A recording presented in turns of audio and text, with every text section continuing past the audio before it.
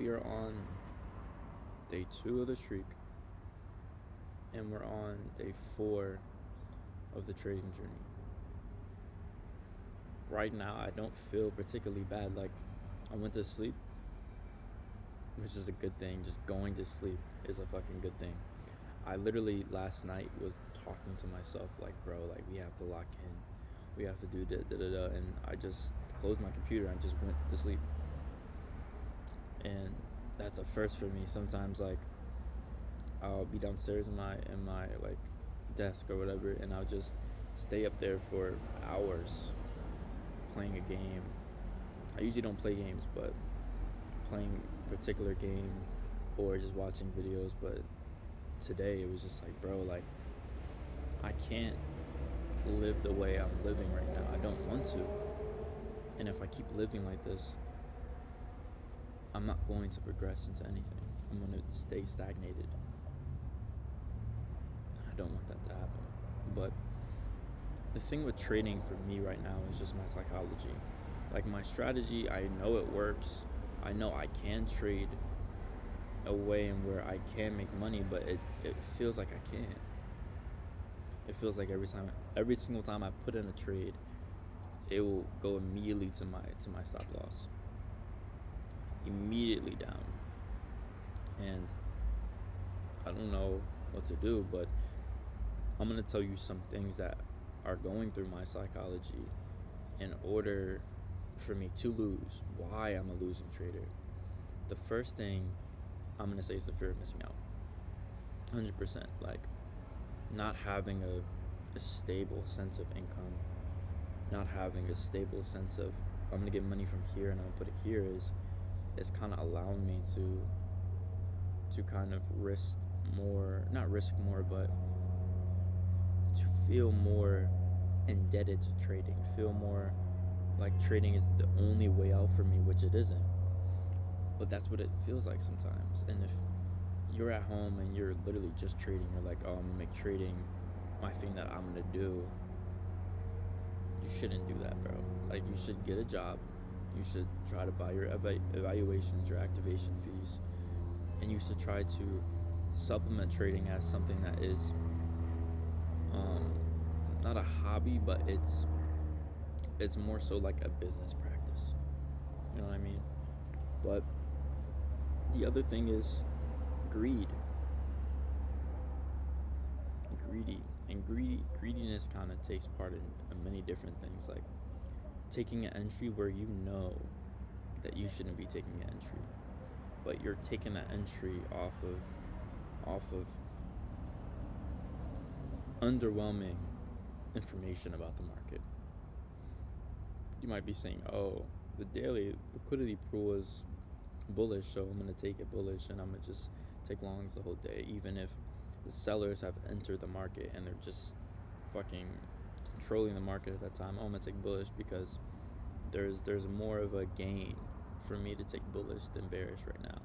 I gain more for that. That's greed.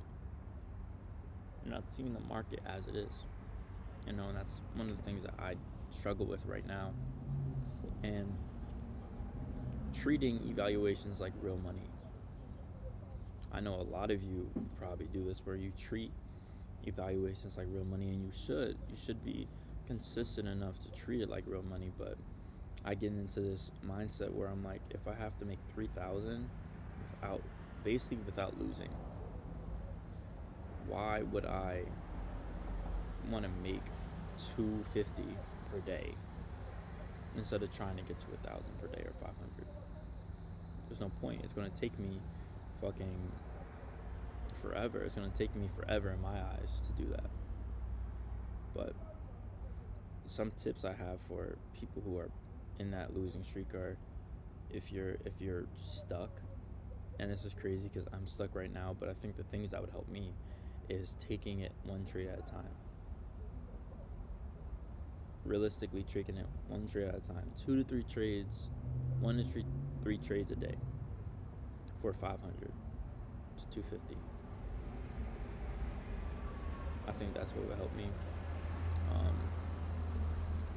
But I don't know, bro. It's that's challenging. Trading shit is challenging. If it was easy, everyone would be doing it, and if it was easy, no one would quit. But that's why 99% of traders fail, because they quit or they just don't fix their psychology.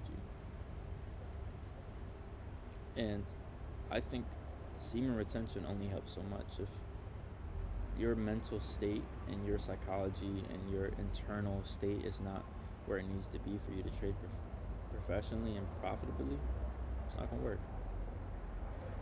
So I'm gonna tell you a little bit about my life experience right now. I dropped out of school because of um, track. So I used to be a track athlete at a D1 college, and it just wasn't for me anymore. Waking up every single day and training for track wasn't something that I saw myself doing in the long run. I thought risking 2 more years in that environment and not being able to create my own identity, my own life, would be not the best for me, and still isn't. But I kind of miss the amount of structure I had. I miss the amount of discipline that it gave me, and I feel like I'm suffering for that. And the moment that happened, I knew that it was going to be somewhat like this. It was going to be painful, it was going to be stressful. But now I have a job at FedEx as a package handler, and I saw some TikToks on it, and it looks fucking terrible. Like, it looks disastrous, bro. It looks strenuous, but it's one of those things that is going to help me be stable to get to that next level. And if it will make me stable, then I should do it. And another piece of advice for people who are trying to be full-time day traders or trying to take trading seriously is get a job. You need money for activation fees. You need money to feel secure even if you lose.